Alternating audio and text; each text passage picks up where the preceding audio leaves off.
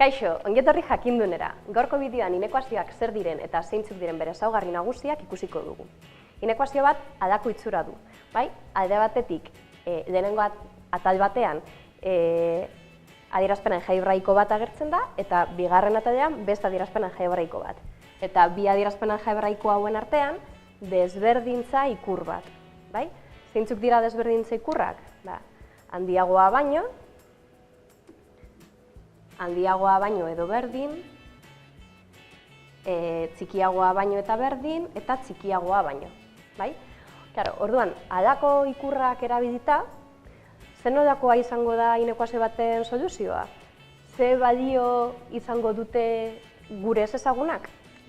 Ekuazioetan ez bezala, izak ez du hartuko zenbakizko balio zehatz bat, baizik eta isaren balioak izango dira zenbaki tarte bat edo batzuk. Inekuazio bat zailan ebazten den ikusi nahi baduzu, jo gure kanalera. Eta gogoratu, bai web orrialdean, bai YouTubeen jarraitu jakindun.